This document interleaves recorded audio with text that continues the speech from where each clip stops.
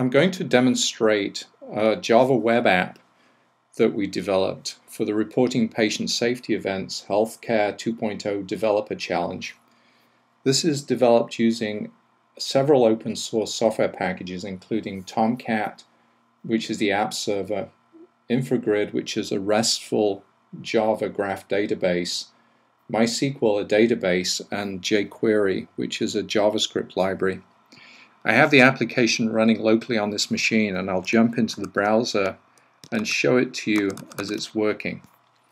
So here we see an empty mesh base, which is an Infogrid graph database, which contains one home object in it, which has been typed to be a safety event library. Because it's a graph database, we're going to relate all the forms that we create to this event library. What I can do then is I can select the healthcare event report forms from this drop-down.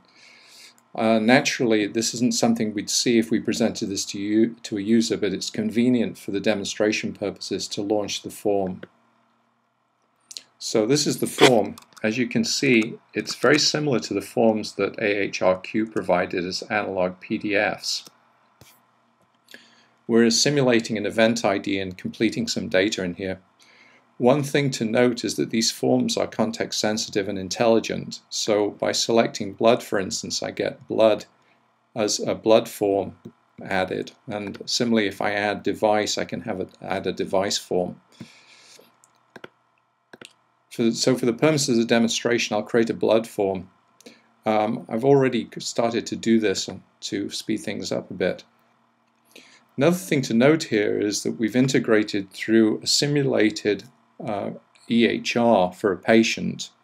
And if I type in a medical record number, then the database goes out, Infogrid goes out and retrieves that information from the simulated EHR and integrates it into the database.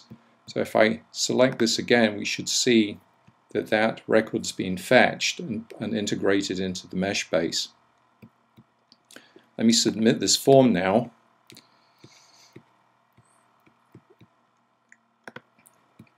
And then we should see some additional objects created in the mesh base with all the relationships that set them in context.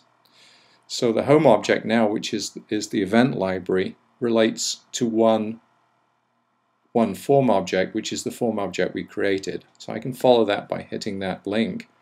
And we can see now that we have a blood form, which is an incident, an initial report, a summary of initial report, a header, and a patient. Obviously, it's an incident form because there's a patient record in there.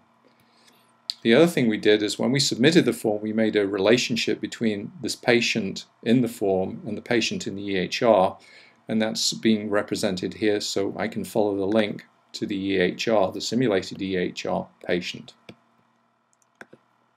There are a number of other relationships as well, which represent the one-to-many checkboxes that are on the form. Now, what I'm going to do then is next I'm going to export that to the CDA XML. I have another way of another form for doing that, which is a viewlet, and so I'll select that to create the PSO form.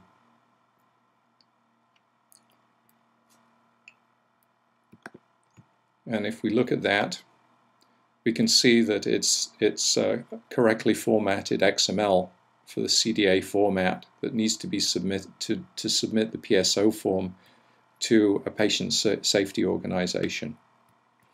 And let me just dive down into the application a bit and show you how this works.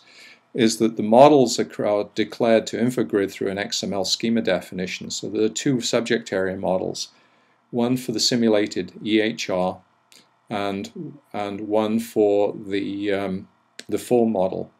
This is the form model subject area, which has some dependency on the EHR because we build a relationship between the two of them. And there's just the simple description for the safety event library. Further down, we declare the relationship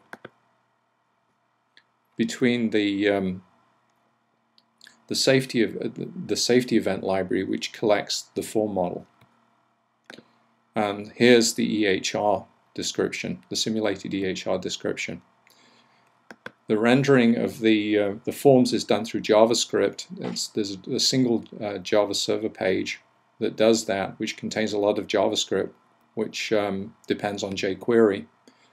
And then there's a component, a Java component, that writes the XML, the CDA XML for the form. And then we implement a couple of callback listeners on the database for building the relationship when the form's submitted to the library.